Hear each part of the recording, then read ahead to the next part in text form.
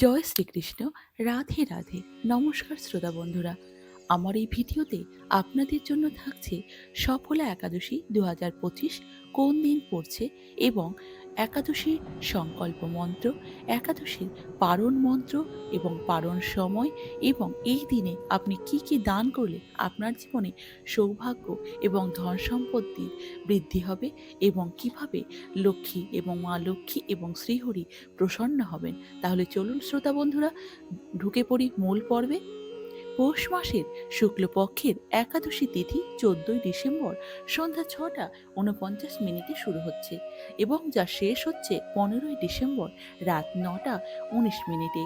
হিন্দু ধর্মে উদয় তিথি বিবেচনা করে উৎসব উদযাপন করা হয়, তাই 2025 সালে সফলা একাদশী পড়ছে 15ই ডিসেম্বর এবং এই দিনেই পালিত করা শুভ বলে মনে করা হয়েছে। এবং যারা আমিষ আহার গ্রহণ করেন তারা একাদশীর আগের দিন অর্থাৎ দশমীতে, একাদশীতে এবং দ্বাদশী এই 3 দিন নিরামিষ আহার গ্রহণ করবেন।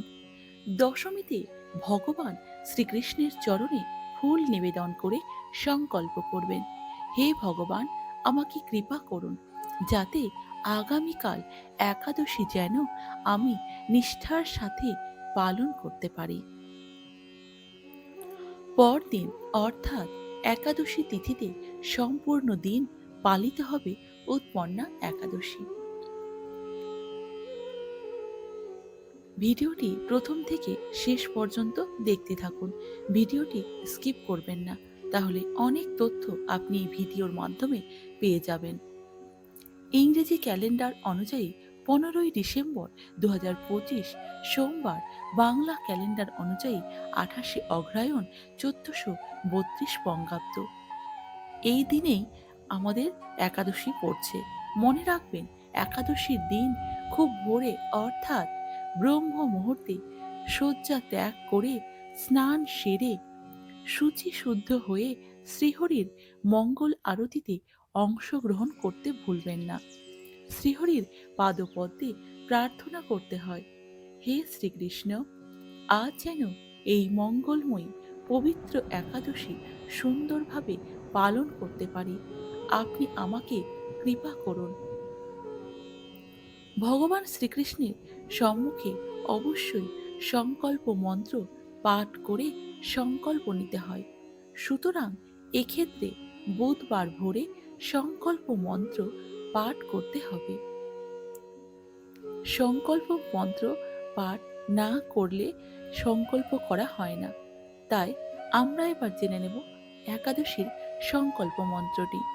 এই মন্ত্রটি আপনাকে অবশ্যই 3বার শ্রীকৃষ্ণের সামনে বসে সংকল্প করার সময় বলতে হবে বা পাঠ করতে হবে। তাহলে একাদশী সংকল্প মন্ত্রটি হল, একাদশম নিরাহার স্থিতা অহম অপরেহণি ভক্ষামি পুণ্ডরিকাক্ষ শরণম মে ভবচ্যুত।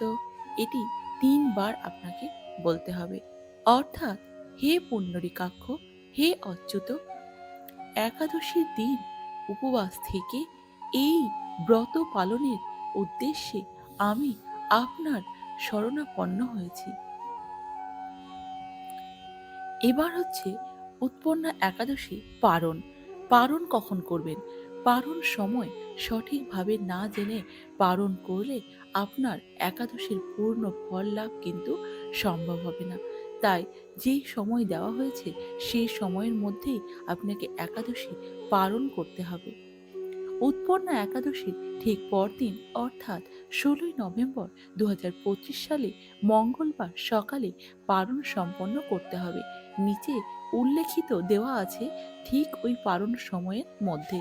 পশ্চিমবঙ্গ সকাল 6টা 19 থেকে 9টা 45 মধ্যে এবং বাংলাদেশ হচ্ছে 6টা 42 থেকে 10টা 1 মধ্যে। অর্থাৎ একাদশী ব্রত পালন করে পরের দিন ভোরে স্নান সেরে পারণ সময়ের মধ্যে পঞ্চ রবি শস্য ভগবানকে ভোগ নিবেদন করে 3বার ভক্তি সহকারে পারণ মন্ত্র পাঠ করে একাদশীর ফল ভগবানের সম্মুখে ভক্তি সহকারে অবশ্যই অর্পণ করতে হয়।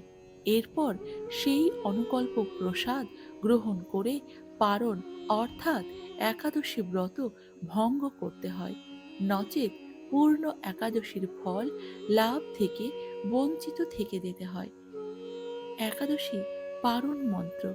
একাদশীর পারণ মন্ত্রটি হল অং অজ্ঞান তিমিরান্ধস্য ব্রতেনানেন কেশব প্রসীদ সমুখনাথ জ্ঞান দৃষ্টি প্রদভব।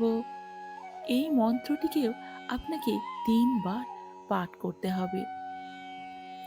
এর অর্থ হচ্ছে, হে কেশব, আমি অজ্ঞানরূপ অন্ধকারে নিমজ্জিত আছি। হে নাথ, এই ব্রত দ্বারা আমার প্রতি প্রসন্ন হয়ে আমাকে জ্ঞান চক্ষু প্রদান করুন। এবার আমরা জানব দান সম্পর্কে।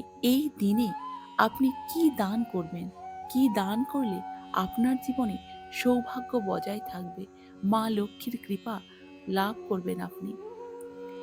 সফলা, এই একাদশীর অর্থটাই হচ্ছে সাফল্য প্রদানকারী একাদশী। এই দিনটি জীবনের প্রতিটি ক্ষেত্রে সাফল্য অর্জনের প্রতীক।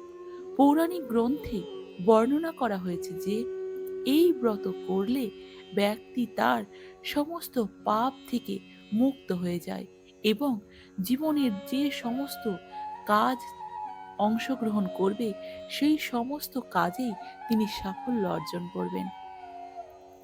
ভগবান শ্রীকৃষ্ণ অর্জুনকে বলেছিলেন, যে ভক্ত একাদশী ব্রত সম্পূর্ণ শ্রদ্ধা ও নিয়মে করে সে ভগবান বিষ্ণুর পরম ধাম লাভ করে। সফলা একাদশীতে ভগবান বিষ্ণুর পূজার বিশেষ মাহাত্ম্যও রয়েছে। সফলা একাদশীতে ব্রত পালন পাপের নাশ করে এবং পুণ্য প্রদান করে। এই ব্রত 2 ভাবে করা যায়, একটা হচ্ছে নির্জল এবং একটা হচ্ছে ফলাহার। এই দিনে ভগবান বিষ্ণুকে হলুদ ফুল, তুলসী ও ফল অর্পণ করা উচিত। মন্ত্র জপ ও ভজন সংকীর্তন, বিষ্ণু সহস্রনাম, ভগবদ গীতা পাঠ এবং অং নম ভগবতে বাসুদেবায় মন্ত্র জপ জীবনে ইতিবাচক শক্তি নিয়ে আসে। সফলা একাদশীর রাতে আপনি যদি দীপদান করতে পারেন তাহলে সেটাও কিন্তু খুব মঙ্গল। এবং দীপদান করলে কি হয়, অজ্ঞানতার অন্ধকার দূর করে জ্ঞানের আলো বিস্তার করে। এবং এই দিনে কি কি দান করবেন, দানেরও কিন্তু মাহাত্ম্য রয়েছে। সফলা একাদশী কেবল ব্রত ও পূজা পর্যন্ত সীমাবদ্ধ নয়। এই দিনে দানেরও বিশেষ মাহাত্ম্য রয়েছে, দানেরও বিশেষ গুরুত্ব রয়েছে। ক্ষুধার্তকে যদি আপনি খাদ্য দান করতে পারেন তাহলে ভগবান বিষ্ণু আপনার প্রতি খুব প্রসন্ন হন। অসহায় ও দরিদ্রদের সাহায্য করলে পুণ্য লাভ হয়। পদ্মপুরাণে বলা হয়েছে, দানং প্রীতিকরং লোকে দানং স্বর্গস্য সাধনম।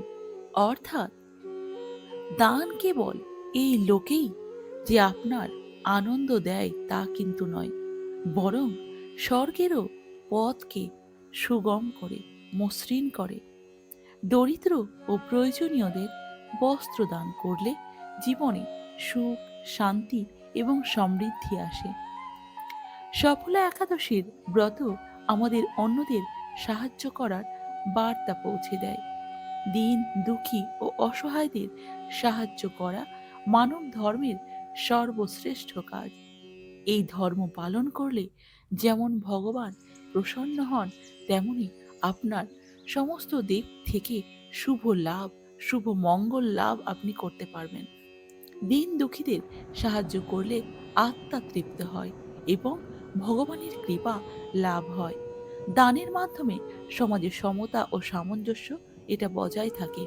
এই দিনে প্রদত্ত দান বহু জন্ম পর্যন্ত পুণ্য প্রদান করে। সফলা একাদশীতে কি কি দান করা উচিত।